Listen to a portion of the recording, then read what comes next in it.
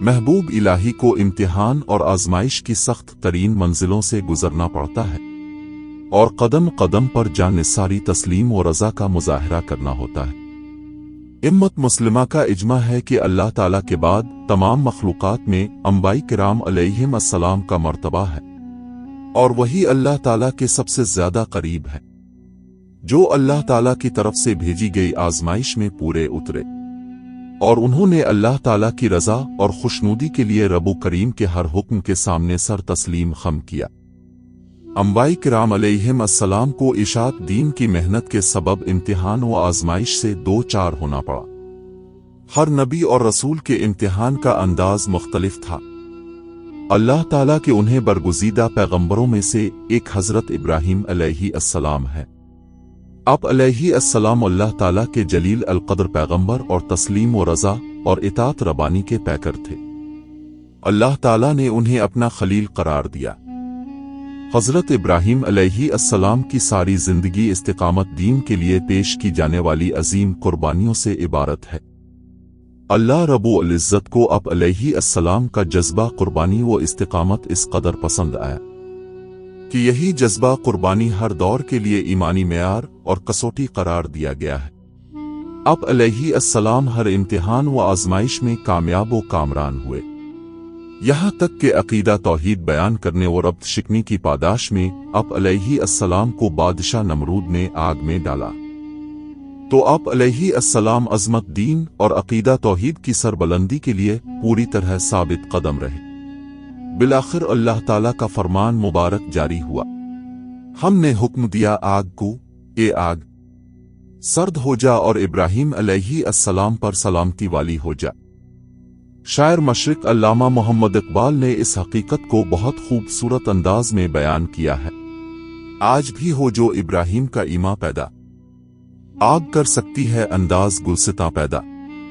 अभी ये आजमाइश खत्म ना हुई थी। इसके बाद अपने लख्त जिगर हजरत इस्माइल और बीवी हजरत हाजरा को फारान के बियाबान में छोड़ने का हुक्म मिला।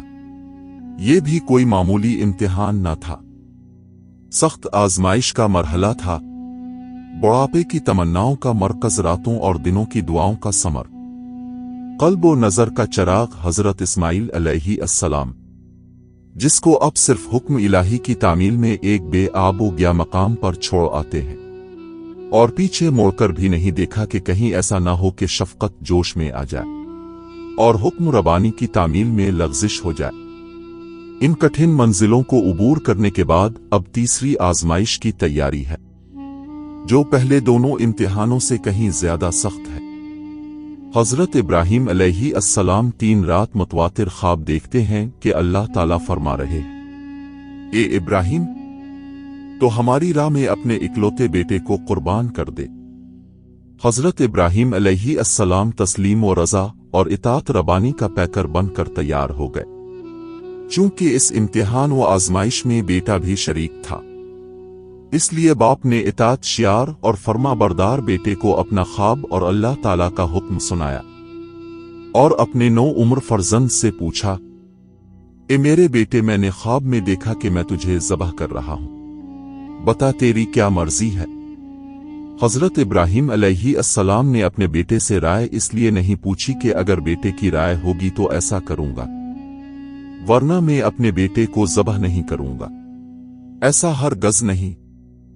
बल्कि हजरत इब्राहीम अलैहि अस्सलाम ने राय इसलिए पूछी थी कि मेरी नबुव्वत का वारिस इस आजमाइश में पूरा उतरता है या नहीं, और ये भी मालूम हो जाए कि अल्लाह के हुक्म के बारे में बेटे का तसव्वुर किया है। हजरत इस्माइल अलैहि अस्सलाम की फरमाबरदारी देखिए, वो बेटा भी तो कोई आम बेटा नहीं था, वो भी आखिर खलील अल्लाह का फर्जंद अर्जुमंद था और अपने वालिद की तरह साबित कदम और इताअत रबानी के पैकर था। अगर बाप खलील अल्लाह के मर्तबा पर फाइज था तो बेटे के सर पर भी ज़बीउल्लाह का ताज सजने वाला था, क्योंकि अब अलैहि अस्सलाम से आकाए दो जहां जनाब नबी करीम अपने नूर मुबीन से इस जहान को दायमी रोशनी से मुनव्वर करने वाले थे।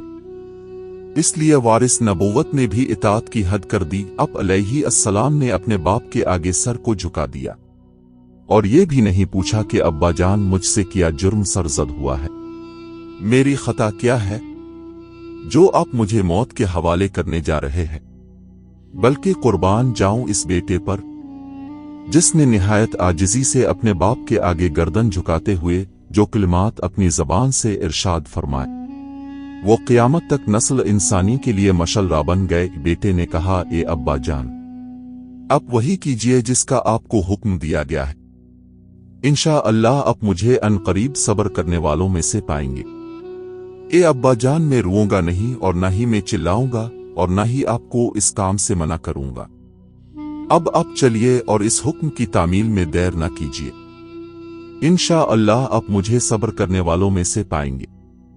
اب آگے بڑھ کر حضرت ابراہیم علیہ السلام نے اپنے بیٹے کو پیشانی کے بل لٹا دیا اور حضرت اسماعیل علیہ السلام نے اللہ تعالیٰ کے عشق میں اپنی گردن مبارک زمین پر رکھ دی اور باپ نے چھری کو چلانا شروع کیا تو آسمان دنیا کے فرشتے پہلی دفعہ اطاعت خداوندی اور تسلیم و رضا کا یہ عالی شان منظر دیکھ کر ششدر رہ گئے۔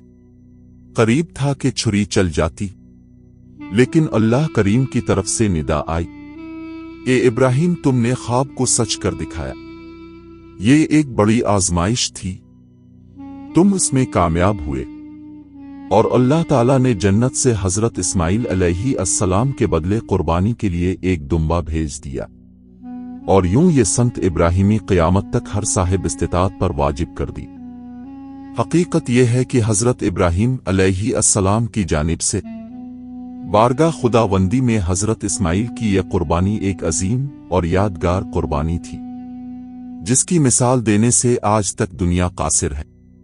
چشم فلک نے بھی اطاعت الہی کا ایسا منظر نہ دیکھا تھا۔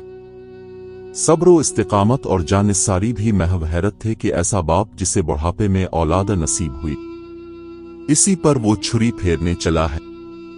خدائے پاک نے خود ان کی ایسی تربیت کی تھی، شعور و دانائی کی وہ دولت انہیں دی تھی۔ یہی وجہ ہے کہ حضرت ابراہیم علیہ السلام کی قربانی کو پوری تاریخ انسانی میں ایک منفرد اور بلند مقام حاصل ہے۔ ان کی اس عظیم قربانی کو تا قیامت امت محمدیہ کے لیے قانون الہی بنا دیا گیا ہے۔ قربانی در حقیقت اس وعدے کو دہرانے کا نام ہے۔ ہمارا جینا، ہمارا مرنا اور ہماری پوری زندگی اللہ تعالیٰ کے لیے ہے۔ یہی ایک مسلمان کی زندگی کا حقیقی مقصد ہے۔ بندگی کے اظہار کے لیے کسی بھی قسم کی قربانی سے دریغ نہ کرنا بندہ مومن کا شیوا ہے۔ قربانی کا مقصد اصلی تقوی اور پرہیزگاری کا حصول ہے۔ قرآن مجید میں ارشاد باری تعالیٰ ہے، خدا تک نہ ان قربانی کے جانوروں کا گوشت پہنچتا ہے اور نہ ہی خون، بلکہ اس تک تمہاری پرہیزگاری پہنچی ہے۔ عظیم سنت ابراہیمی ہمیں اس بات کا درس دیتی ہے کہ کسی بھی قسم کی قربانی سے دریغ نہ کریں۔ بلا شبہ جذبہ قربانی کا شوق بارگاہ الہی میں ہمارے تقوی کا اظہار اور قرب الہی کا ذریعہ ہے۔